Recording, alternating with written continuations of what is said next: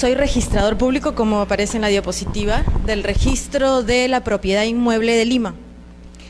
Actualmente desempeño funciones en el Registro de Derechos Mineros. Y bueno, me gustaría que nos conozcamos, ¿no? Vamos a tener 4 sesiones, 4 clases. Están divididos los temas de la manera siguiente. El día de hoy vamos a hacer la parte introductoria a lo que es los derechos mineros, para ubicarnos en el tema minero. Vamos a hablar sobre la evolución histórica del derecho minero en el Perú, o de la minería en el Perú, la forma de adquirir las concesiones, las actividades mineras, y la próxima clase, el siguiente martes, estaremos entrando al tema de el registro de derechos mineros en sí, la distribución de los registros mineros en sí, las competencias a nivel nacional y los contratos mineros a registrarse. La subsiguiente clase, o sea, la tercera, vamos a tratar sobre la minería ilegal. Todos los decretos legislativos que se están viendo actualmente y que vemos todo casi interdiario en los periódicos y que convoca total expectativa, ¿no? Muy controvertido. Y en la última clase, que la cuarta, vamos a tratar sobre los bienes muebles mineros, los bienes muebles asignados a la pequeña minería y minería ilegal, que va relacionado con lo de la tercera clase, pero más abocado a los bienes que están siendo incautados, ¿no? Me parece que Indejura ha dispuesto una evaluación, ¿no? Eso lo vamos a conversar luego, cómo va a hacerse. Sin embargo, también esto va a ser práctico, ¿no? La idea es que conversemos y bueno, yo ya me presenté. ¿Qué les parece si me dicen sus nombres y si son abogados libres, estudiantes, egresados, si se pertenecen a alguna entidad relacionada a la minería? Habiéndonos presentado, me da mucho gusto que nos convoque este tema que es tan, al menos para mí, bueno, es el día a día, ¿no? Es tan apasionante. Bueno, y empecemos hablando sobre la minería en sí. La minería es una actividad tan importante que si no fuese por la minería en este momento no podríamos estar viendo un proyector, ni yo hablando por este micro, ni ustedes sentados en esa silla, ni filmando, ni con ventilador. O sea, la minería está en todas partes. Desde que el hombre está en la tierra, aparece en la tierra, tiene un contacto con la minería. Y así vamos a ir desarrollando la evolución histórica de la minería en el Perú, ¿no? No nos vamos a ir más allá porque sería extendernos demasiado al mundo. Por ejemplo, tenemos en las culturas pre-incas el vestigio más antiguo de la actividad minera. Adelante.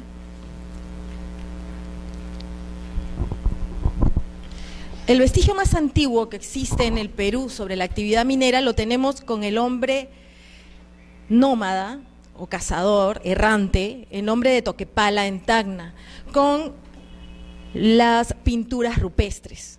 Desde que el hombre más antiguo, desde que el hombre en el Perú apareció, comenzó a trabajar la piedra. Y tenemos 10.000 años antes de Cristo estos vestigios.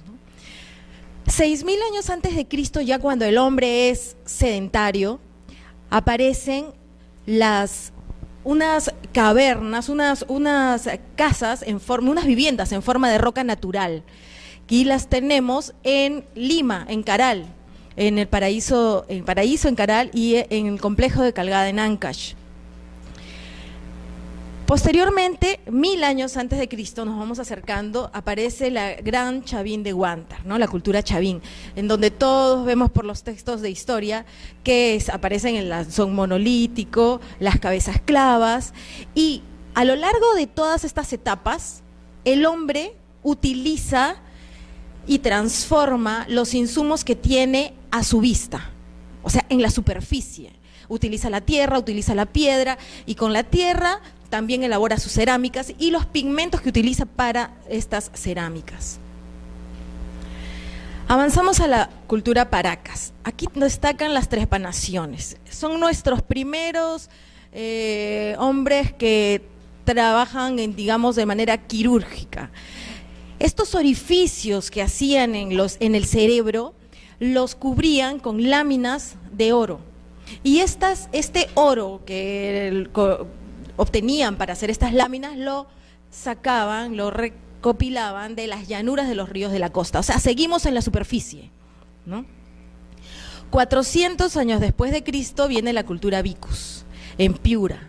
Aquí aparece ya el clásico el trabajo de aleación de oro, de plata. A pesar de que se trabajan mucho más en esta cultura las aleaciones y el oro, aún no hay información sobre explotación a nivel subterráneo. Pero a pesar de ello, el hombre antiguo sabía en dónde encontrar el metal y sabía qué tipo de metal obtenía según el color de los cerros, ¿no? Ellos utilizaban siempre labores físicas para la extracción, martillos, picos. Aún seguimos en la superficie, ¿no? 700 años después de Cristo tenemos la cultura mochica, y no hay más que decir en la cultura Zipán, ¿no? El señor de Zipán en Lambayeque. Pero para que tengan una idea, en estos lugares, Lambayeque, por ejemplo, en la actualidad, miren que estamos hablando 700 años después de Cristo, y hasta la fecha existe mineral en esa zona. Hasta la fecha, esta es una zona de alta densidad minera. 600 años después de Cristo, los Nazca, que son la continuación de Paracas, tenemos a las líneas de Nazca, ¿no? El hombre sigue trabajando con la tierra, surcando y haciendo las líneas de Nazca. 700 años después de Cristo tenemos a la cultura Lima, que destaca en la Huacapuyana, Maranga, Pachacamac. Allí vemos el trabajo que hasta la fecha pasamos por San Isidro y vemos cómo se ha trabajado la tierra, cómo se ha trabajado la piedra, y aún existen estos vestigios.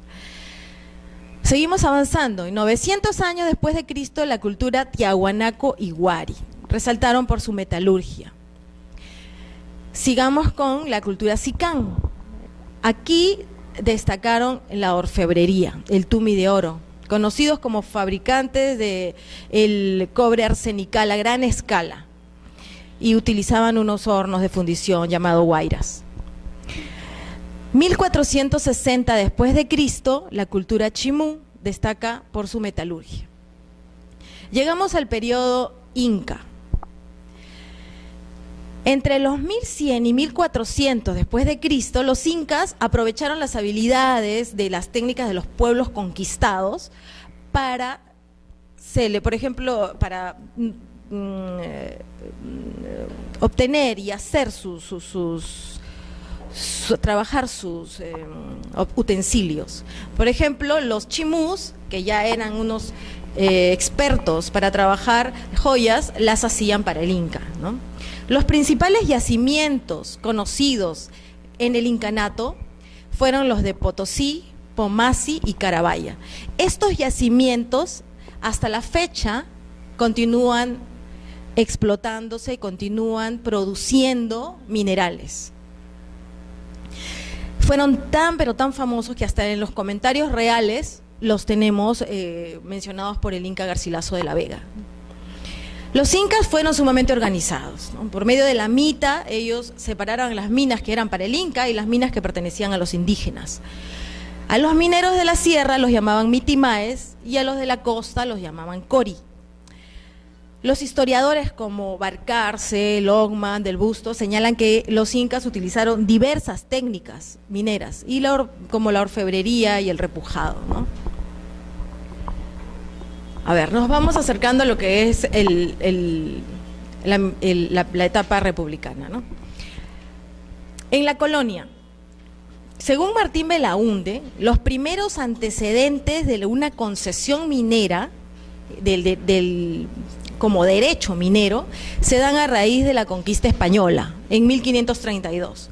¿Por qué? Porque lo anterior era, si bien explotación, si bien era exploración, no existía un beneficio económico como tal por la obtención de ese mineral. Es recién con la aparición de los españoles en la conquista que esta codicia española obliga a que los nativos abandonen sus actividades para trabajar en las minas. Con la capitulación de Toledo es que Pizarro llega al Perú con premisas específicas para regular los temas económicos de Perú con España, ¿no? Una de las primeras minas que tuvieron noticias los españoles fueron la mina de Porco, y dicen que allí se extraía una plata roja que fue, según es posible que se haya con ella revestido el Coricancha. Y hasta que en 1945 se descubrió la mina de oro de Potosí. Existen múltiples historias sobre la febril actividad minera que realizaron los españoles y los abusos que realizaron ellos aquí, ¿no? Bueno, las primeras ordenanzas mineras vigentes en el Perú fueron dictadas por el Cabildo del Cusco, por el entonces ya marqués Francisco Pizarro, ¿no? Sin embargo, tarde o temprano esta actividad tendría que ser regulada por la corona, no dejada solo al Francisco Pizarro. Y es así como se otorgaron por la corona una serie de ordenanzas que vienen a regular en la colonia las concesiones mineras. Por ejemplo, la Real Cédula establece los quintos sobre oro y plata. Las leyes de Burgos, que regula el trabajo de los indios. Las ordenanzas de Valladolid, que exceptúa a las mujeres del trabajo en las minas. Las cédulas de Toledo, que exige que los mineros tengan licencia del gobernador local para poder ejercer la minería. Y también las ordenanzas de Granada, etcétera, ¿no? Durante los primeros 40 años de dominación española, no existió en el Perú ningún código, ninguna norma general para ejercer la minería. Todas eran normas específicas para cada caso concreto. En el periodo virreinal, fue con las ordenanzas del virrey Toledo que se consagra el derecho originario del rey sobre el suelo y el subsuelo. Por ejemplo, sin autorización, ahí es donde se dispone que sin autorización de la corona, ningún particular podría apropiarse de una mina o extraer mineral de esta mina. Aquí, por ejemplo, quisiera que todos tienen las diapositivas impresas. Quisiera que hagan una corrección en sus diapositivas, en la parte de minería en el periodo virreinal, por favor. ¡Qué calor!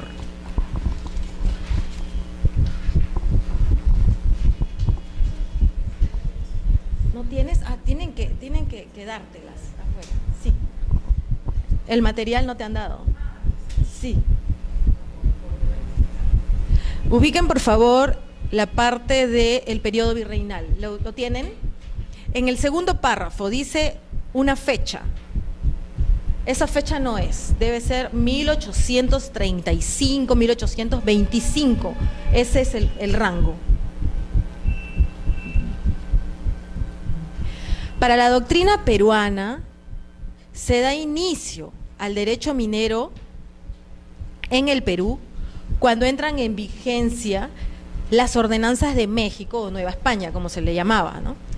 Con modificaciones denominadas las declaraciones de Escobedo, dictadas por el rey Carlos III. Con estas declaraciones de Escobedo es que se da inicio al derecho minero acá en el Perú. Entramos a la minería en el periodo republicano. En el periodo republicano se inicia con el Código de Minería de 1901 del presidente López de Romaña. Posteriormente, estos códigos nosotros los vamos a desarrollar más en la próxima clase cuando vamos a hablar ya del registro minero en sí, porque son parte de lo que nosotros trabajamos, ¿no? Analizamos para calificar los títulos.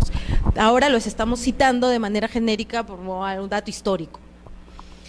el Código de Minería de 1950, elaborado por el ingeniero Mario Samamé Boggio. Este Código de Minería de 1950 es un código revolucionario.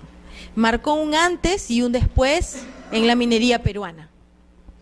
Por ejemplo, uno de los cambios notables que estableció este código de 1950 es que antes de 1950 las concesiones se otorgaban con referencias geográficas. Por ejemplo, por el norte con un cerro, por el sur con un riachuelo, y estos elementos geográficos eran susceptibles de cambiar o de desaparecer. Entonces, este Código de Minería de 1950 es a raíz de este código que ya establece algún tipo de señalización, ¿no? Si bien no existían las coordenadas UTM, porque las coordenadas aparecieron luego en el 91, pero al menos establece un sistema de medición que no es geográfico. Otro cambio que estableció el Código de Minería de 1950 es que se crea el RPM, el Registro Público de Minería. Antes se registraban las concesiones mineras como un inmueble más, sin mantener las características específicas que tienen las minas en sí, no las concesiones. Entonces, establece una serie de cambios importantes que los vamos a detallar y en la próxima clase, ¿no? Luego tenemos la Ley General de Minería del Gobierno Militar, que es el Decreto Legislativo 1880. Ah, sí era, no lo conocía cómo era. Allá. Después viene la Ley General de Minería, el Decreto Legislativo 109, que ya es en el régimen constitucional. Posteriormente, la ley actual, la ley que manejamos en la actualidad, que nos regula para todo lo que es el derecho minero, el Decreto Supremo 01492 EM. Suena un montón, ¿no?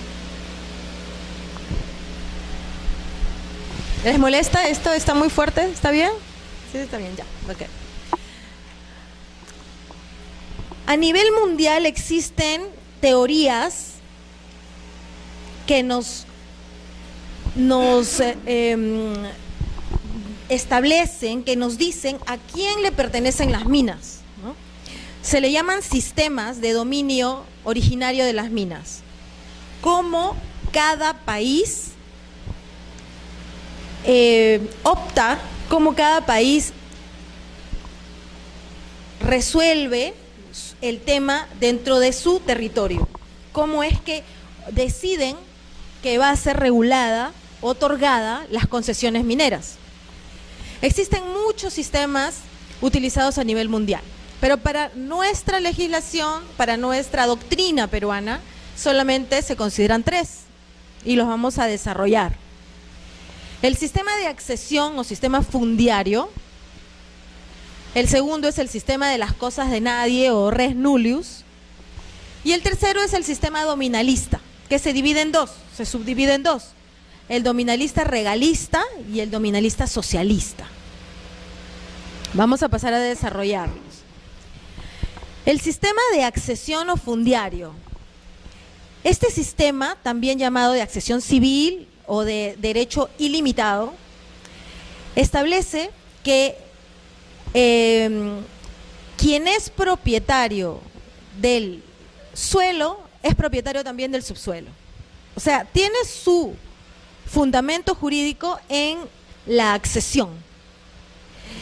Y es de raíces románicas, era el principio que regulaba en el derecho romano, y atribuye, como les digo, el dominio del yacimiento minero al propietario del terreno superficial.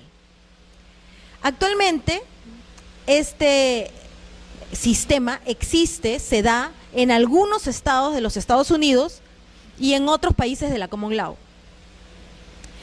Este sistema nunca ha regido en el Perú, salvo para los minerales no metálicos. Lo que pasa es que en la minería las concesiones se otorgan para metales y no metales, ¿no? Y para los no metales, como la piedra caliza, ¿no? Allí regía antes del Código de Minería de 1950. Este es otro cambio que estableció el Código de Minería de 1950. Pero no se utiliza porque beneficia a unos pocos en perjuicio de la nación, ¿no? Ocurre que sí, actualmente funciona, opera para algunos estados de los Estados Unidos, ¿no? Es por eso que no sé si habrán visto algunas películas en donde en su casa hayan petróleo y se alegran porque se supone que son ricos, ¿no? Eso no ocurre jamás aquí. Ya, sigamos con el siguiente sistema, el de las cosas de nadie o el res nullius.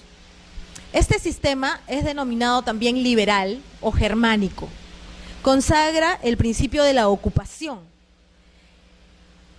Quiere decir que para este sistema los yacimientos no le pertenecen a nadie, ni le pertenecen al Estado, ni al dueño al propietario del suelo, no le pertenecen a nadie. Quien explora y encuentra, se apropia. En realidad, este sistema de las cosas de nadie, en su denominación pura, no ha existido ni se ha dado en ninguna parte del mundo.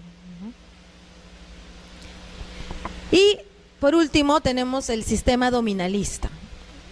Este sistema dominalista separa, diferencia el régimen legal que se regula el suelo o la superficie del que regula el subsuelo. Nuestro artículo 66 de la Constitución recoge este sistema dominalista y dice que el Estado es el soberano del aprovechamiento del suelo y del subsuelo, ¿no? Como les dije anteriormente, este sistema dominalista se divide en dos: dominalista regalista y dominalista socialista. El término regalista lo tenemos del virreinato, ¿no?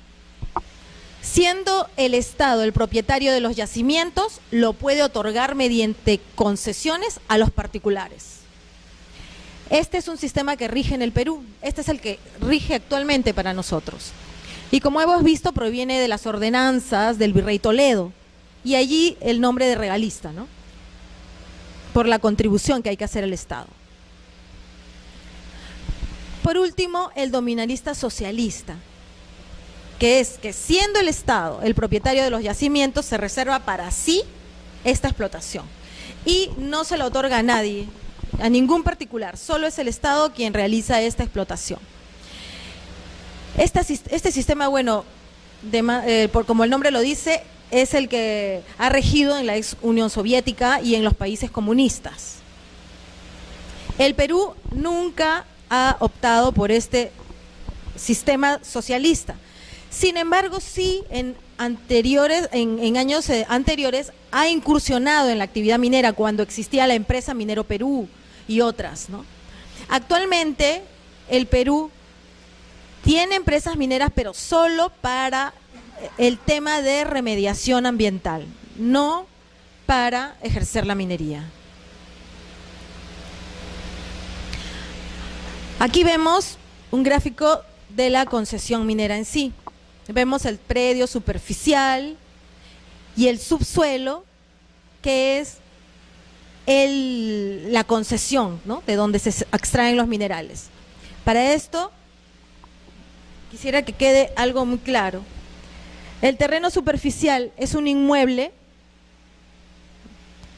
totalmente distinto a la concesión minera. Ambos tienen una partida distinta, aunque estén ubicados en el mismo lugar. Esta partida se va a inscribir, se va a abrir en el registro de la propiedad inmueble que se encuentra frente al Rebagliati y en los pisos de la propiedad inmueble, ¿no? Y esta concesión minera, que también es un inmueble, se va a aperturar, se va a inscribir en el registro de derechos mineros, que es un registro que pertenece al de la propiedad inmueble, pero no es lo mismo. Y otra cosa, estos minerales, una vez desarraigados, se van a inscribir en el registro de bienes muebles que está en Mariátegui. Inmueble, inmueble, y cuando se desarraiga, bien mueble. ¿Y qué es la concesión minera? La concesión minera es esta definición es la que encontramos en la Ley General de Minería. Es un sólido de profundidad indefinida, limitado por cuadros verticales de los lados en una poligonal cerrada, entendemos que son 4 o más, pero cerrada, cuyos vértices están definidos por coordenadas UTM. Como les decía, es un inmueble totalmente distinto y separado del predio donde se ubica. El título por el cual se adquiere esta concesión minera es un título administrativo que está dictado por una autoridad competente, ya sea el INGEMET o la DREM. El INGEMET otorga las concesiones mineras a nivel nacional para la gran minería y la mediana minería, o sea, la minería a gran escala. Y los gobiernos regionales, en su jurisdicción respectiva, otorgan las concesiones mineras para la pequeña minería y la minería artesanal. Eso no está en sus diapositivas, sería bueno que lo anoten porque va a haber una evaluación, no sé si eso puede ser que entre como pregunta. Las actividades que puede realizar o las concesiones que son otorgadas por estas dos entidades son exploración, explotación, beneficio, labor general y transporte minero. Vamos a pasar a desarrollar cada una de estas actividades posteriormente. Las concesiones mineras se otorgan por sustancias, como les dije hace un momento, metálicas, oro, plata, cobre, zinc, etcétera, y no metálicas, piedra caliza, todo lo que es sal, ¿no? Son minas no metálicas. Las medidas en que son otorgadas son de 100 a 1000 hectáreas en dominio terrestre y de 100 a 10.000 hectáreas en dominio marítimo. ¿Cuáles son las características de la concesión minera? Eso no está, sí. Ajá, lo pueden agregar allí, ¿no? La concesión minera, por ejemplo, es legal. ¿Por qué? Porque la ley fija las condiciones para su otorgamiento y su regulación y la forma en que debe ser utilizada. Es formal porque establece el procedimiento, los requisitos y lo regula totalmente. Irrevocable porque una vez que el titular obtiene esta concesión, mientras cumpla con el pago de sus obligaciones, no se puede revocar esta concesión minera, se mantiene vigente. Tal es así que deben respetarse las concesiones prioritarias.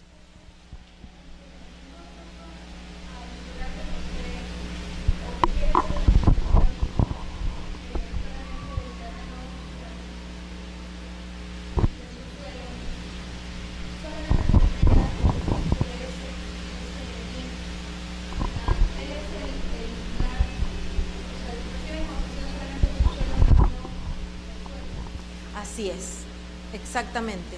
Recibe la concesión del subsuelo y no del suelo. En una partida registral distinta, así es. Ya. Y tú te preguntarás, ¿y cómo hace para extraer el mineral si no tiene el suelo? ¿No?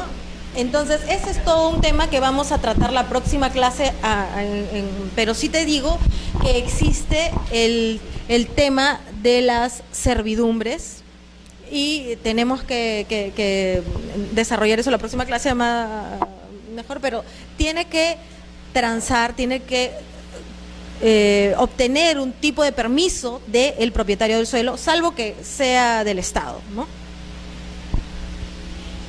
Bueno, pero sí es una partida totalmente distinta a la del predio.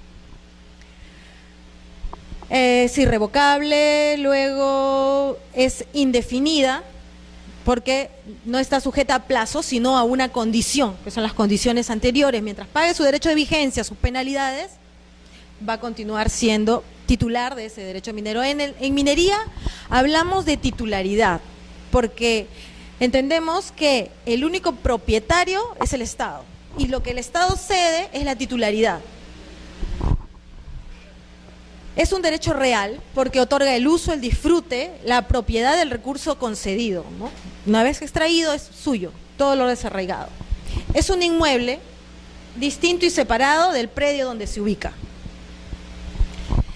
Y tiene una unidad básica de medida, que la extensión mínima son 100 hectáreas y no podrá dividirse a menos de 100 hectáreas.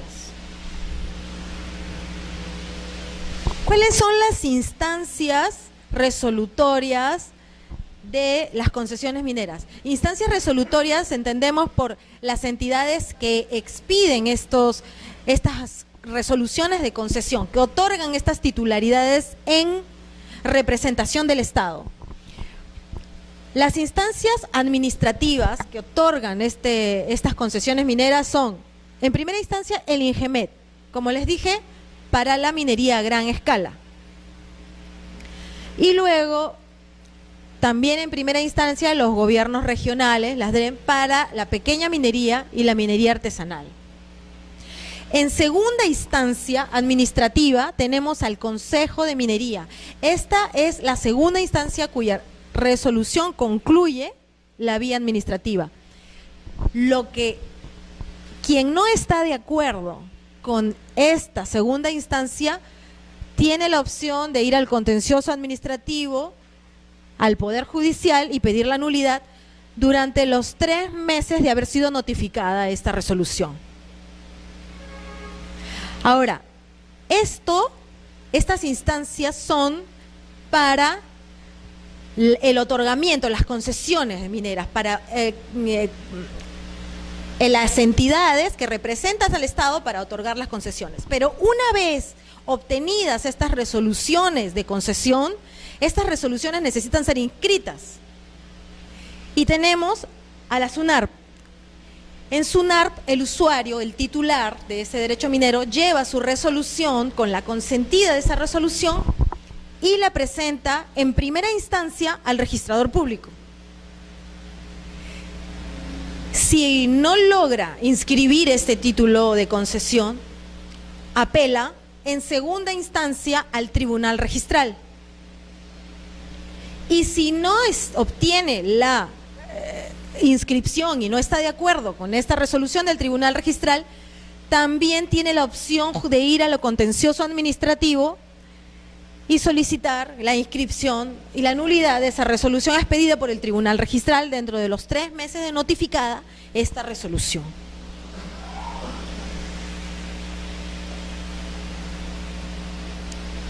Nuestra Constitución, ¿no? Los recursos naturales. ¿Hasta allí alguna pregunta? Bueno, los recursos naturales. El artículo 66 de nuestra Constitución consagra que los recursos naturales, renovables, no renovables, son de patrimonio de la nación. Y el Estado es el soberano en su aprovechamiento. El escudo nacional tiene incluso graficados los recursos naturales. Otra norma que habla sobre los recursos naturales es la Ley Orgánica para el Aprovechamiento Sostenible de los Recursos Naturales. Es la Ley 26821. En el artículo 19, esta ley nos dice que los derechos para el aprovechamiento sostenible de los recursos naturales se otorgan a los particulares mediante las modalidades que establece las leyes especiales para cada recurso natural. Y en cualquiera de los casos el Estado es quien conserva el dominio de estos recursos, así como los frutos y productos, mientras que no, en tanto que no se hayan otorgado a particulares, concedido a particulares. En la actividad minera existen también regulaciones respecto a las personas que pueden obtener concesiones mineras. Existen personas que no pueden ejercer la minería por ningún motivo. Son inhabilitados de manera absoluta, ¿no? Y existen otras que de manera relativa. En el Perú, cualquier persona con capacidad minera mayor de 18 años, sin distingo de nacionalidad, puede presentar un petitorio minero y puede ser titular de un derecho minero, convirtiéndose en el concesionario de este derecho minero, salvo las incapacidades especiales que vamos a ver a continuación. Estas incapacidades se sustentan en el interés nacional por razones de orden moral, ético y de derecho público. ¿Quiénes son los impedidos de manera absoluta de ejercer la minería? El presidente de la República, por analogía a los vicepresidentes, los miembros del Poder Legislativo, nuestros padres de la patria, no pueden ejercer la minería, los miembros del Poder Judicial, los ministros de Estado y los funcionarios que tengan este rango no pueden ejercer la minería, el Contralor General de la República, los funcionarios y empleados del sector energía y minas, nombrados o asignados a la alta dirección o al Consejo de Minería de la Dirección General de Minería u otras direcciones, y el personal de los organismos del sector, y aquí entro yo, los organismos públicos que realicen actividad minera, ¿no? Todos los que se refieran a la actividad minera. Respecto a estas personas impedidas de ejercer la minería, existe un cierto problema, ¿no? Digamos que lo comento para conocimiento, pero digamos que hasta el momento no hay solución. Y es que no existe en el Perú un índice de titulares mineros. Y este es un real problema, porque parece insignificante, pero nosotros en el Perú solamente tenemos un índice por el nombre de la concesión minera, el nombre que le ponen al derecho minero, pero no quien está peticionando ese derecho minero. Entonces, ¿cómo podemos descubrir si un miembro del Poder Legislativo XX peticiona y le conceden este derecho minero y él a su derecho minero le pone el derecho minero Juanita? Él inscribe su concesión minera Juanita y no va a aparecer su nombre, va a aparecer derecho minero Juanita. Y cuando vienen a diario oficios de la Policía de Investigaciones, de lavado de activos, de la DININCRE, de la DINANDRO, de N entidades que tienen facultad coactiva, o EFA también, y quieren enterarse, informarse, quieren hacer persecución de esta minería que no está bien ejercida, pues no hay forma de decirles, no hay forma de darles este dato. Existe un índice referencial en INGEMET, pero tampoco ellos lo otorgan, porque ellos dicen es referencial, que a quien le corresponde es a SUNARP. Y SUNARP no lo maneja, no lo tiene habilitado, entonces no se expide.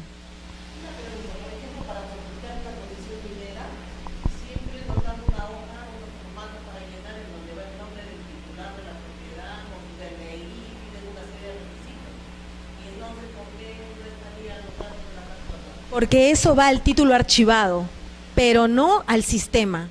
Por eso le digo que es algo que parece tan insignificante y sencillo, ¿no?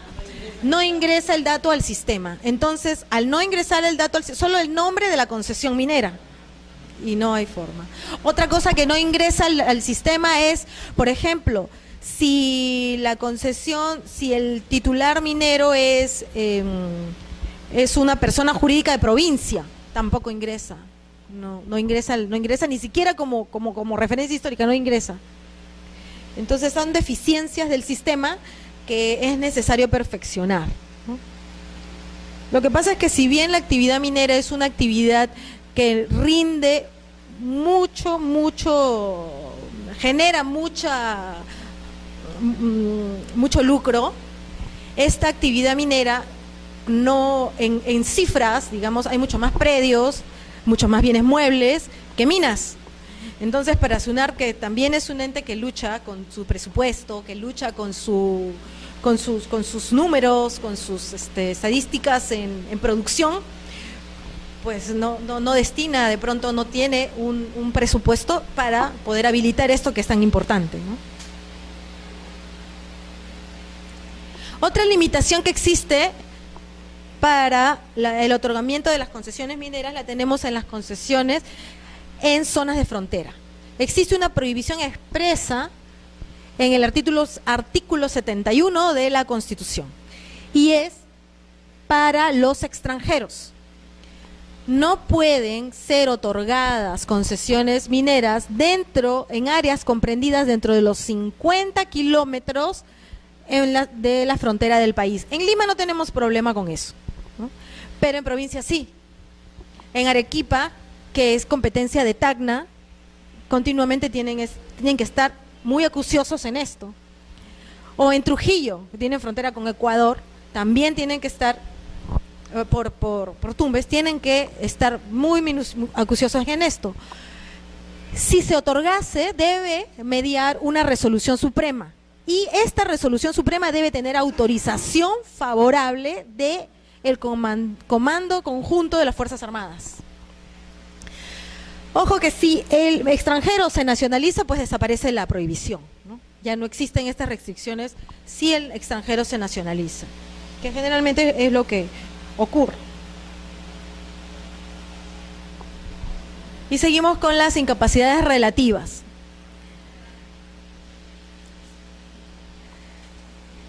Por ejemplo, en el territorio de su jurisdicción, no podrá ejercer actividad minera autoridades políticas y los miembros de las Fuerzas Armadas y policiales. ¿Qué quiere decir esto? Por ejemplo, si tenemos a un miembro de la fuerza policial que está destacado y ejerce sus funciones en Puno, pues él está prohibido de ejercer la minería en Puno. Pero es una restricción relativa porque sí la podría ejercer en Nazca, ¿no? Otra incapacidad relativa es la de los socios, directores, representantes de los trabajadores o contratistas de personas naturales o jurídicas. Esta es una restricción relativa por ética. Por ética, porque si tenemos a un director de una empresa minera que conoce de toda la información reservada de esta empresa, pues el Estado protege esta información, protege a este concesionario y dice que sus socios no podrán adquirir concesiones en un radio de 10 kilómetros alrededor de esta concesión primigenia, ¿no?, otorgada. Y donde se ubican estos derechos mineros que están, de los cuales están vinculados, salvo que el titular lo autorice. Si el titular no autoriza, se desaparece esta incapacidad. Confirma y lo autoriza, no tiene ningún problema en eso, ¿no? Así es. Y vamos a pasar a hablar sobre las actividades mineras. Las actividades mineras son divididas, están divididas, ¿no?, según las normas y la doctrina, por el cateo, por ejemplo. El cateo es el inicio, es lo primero que una persona hace para descubrir el mineral. ¿Qué es el cateo? Es poner en evidencia estos indicios de mineralización. Busca el mineral con métodos muy empíricos, muy elementales, rudimentarios. Y casi todas las grandes minas han sido descubiertas por cateadores. En la prospección, que es la segunda actividad, Lo que se busca es que también se busca el mineral en la prospección, pero aquí se utilizan ya instrumentos más precisos, con técnicas de mayor precisión. Tanto el cateo como la prospección en el Perú son libres, salvo con algunas limitaciones que también vamos a ver posteriormente, que son para terrenos ubicados, por ejemplo, en zonas urbanas, ¿no? Está prohibido prospectar o catear por las zonas urbanas, ¿no? O de expansión urbana, o zonas arqueológicas o de uso público, está prohibido. Pero yo les he adjuntado unas lecturas que hablan sobre el cateo, la prospección y todas estas actividades mineras. En esta lectura ustedes van a encontrar legislación comparada. Aquí, por ejemplo, tenemos que en Brasil los trabajos necesarios para descubrir los yacimientos y conocer el valor económico, en la ley minera de este país identifica en un concepto y una fase única la actividad de prospección y la de cateo. Para ellos es una fase única. También habla sobre la legislación argentina,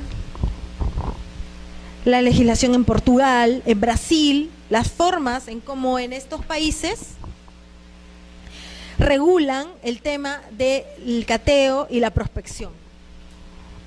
Ahí se los he dejado para que lo tengan como cultura general, ¿no?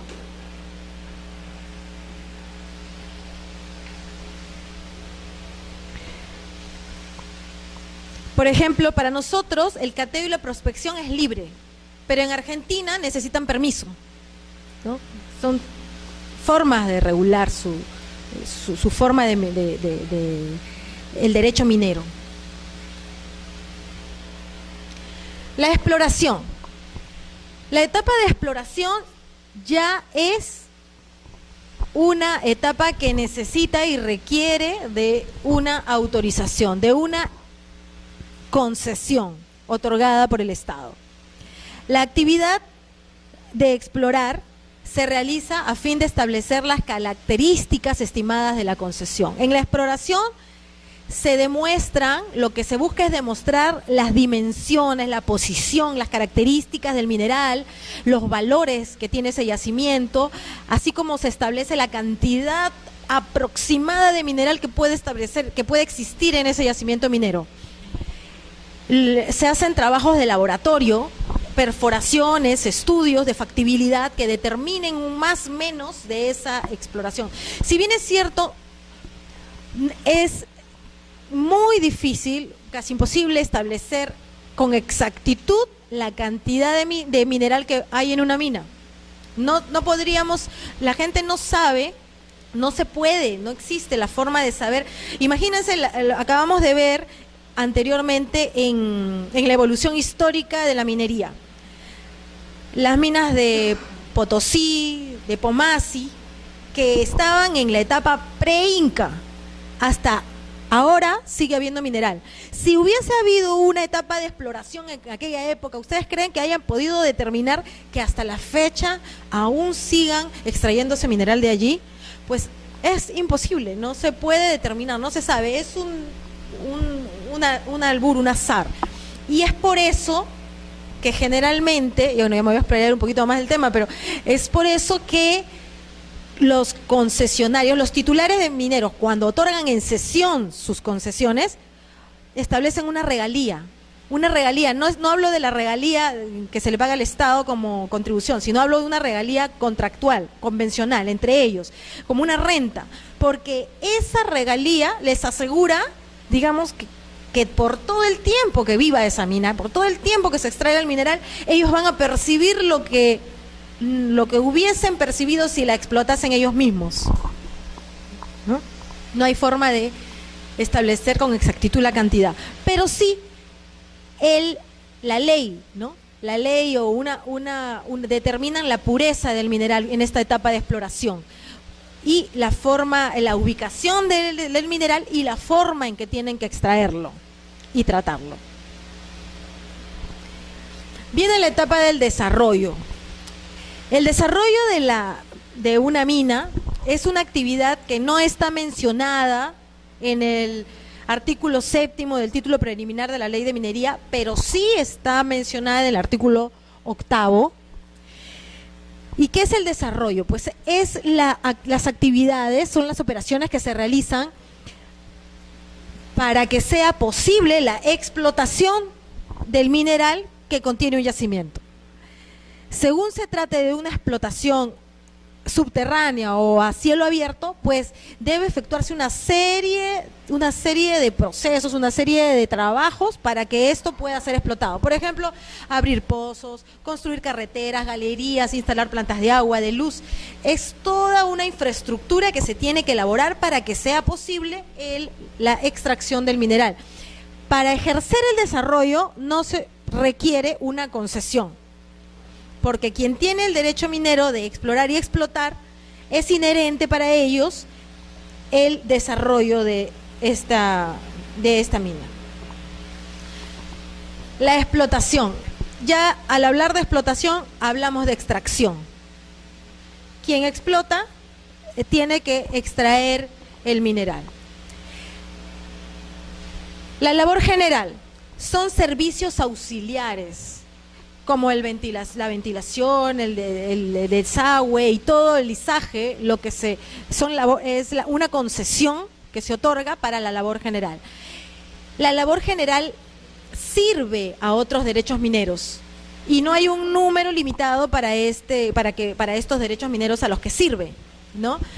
Anteriormente esta labor general se llamaba socavón general. Esta denominación la ha reemplazado.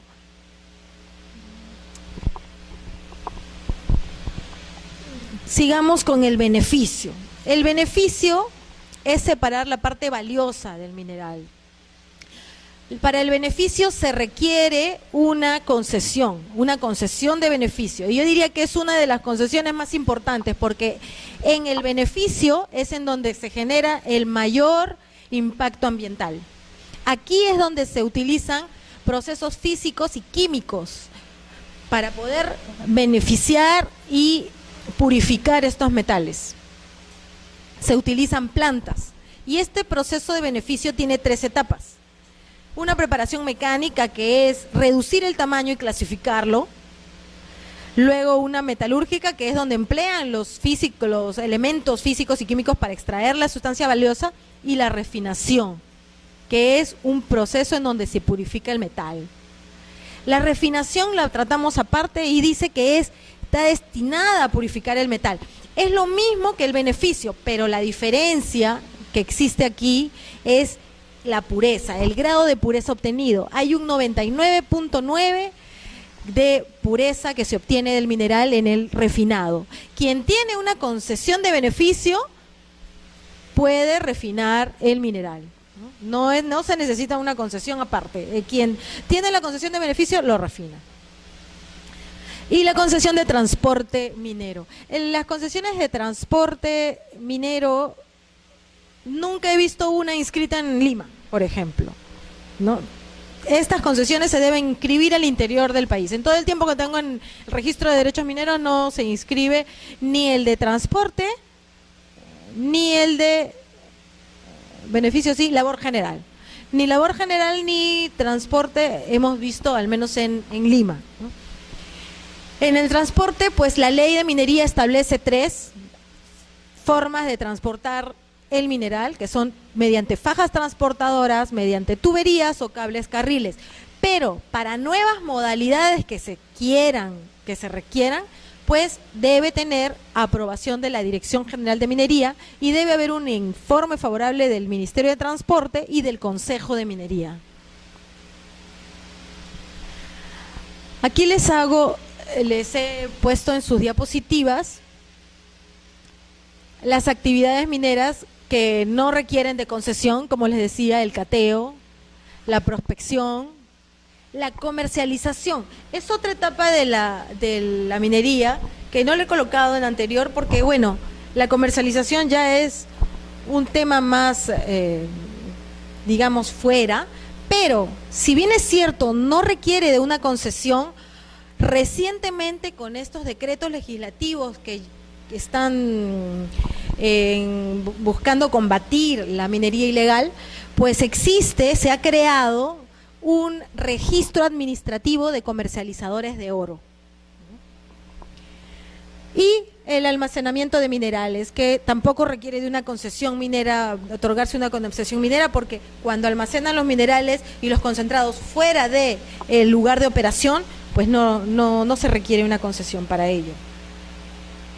Aquí tienen en manera resumida las 5 actividades mineras que sí requieren de una concesión para poder ser ejercidas en el Perú.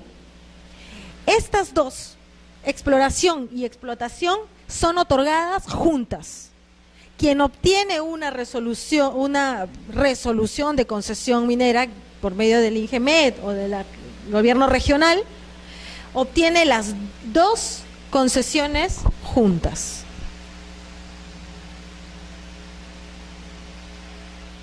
¿Hasta allí alguna pregunta? Tenemos una resolución del tribunal. A ver,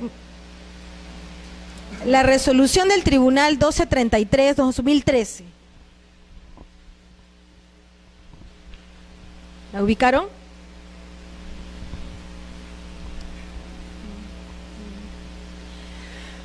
Quisiera que alguien me ayude leyendo, por favor. A ver, ¿quién levanta la mano? Solamente quiero que lean la premisa. La sumilla. A ver, por favor, gracias. Determinación de área a respetar por concesión minera. Habiéndose emitido resolución que otorga título de una concesión minera, estableciendo que el titular debe respetar el área de los derechos mineros prioritarios de otra concesión, cuyas coordenadas UTM fueron definidas en resolución posterior, para establecer la parte superpuesta hasta la certificación que efectúe el ente encargado del catastro minero. Así es, muy bien. Bueno, vamos a seguir con estas áreas restringidas para la actividad minera y luego seguimos comentando esta resolución del tribunal, ¿no? El artículo 22 del Reglamento de Procedimientos Mineros, aprobado por el Decreto Supremo 01892,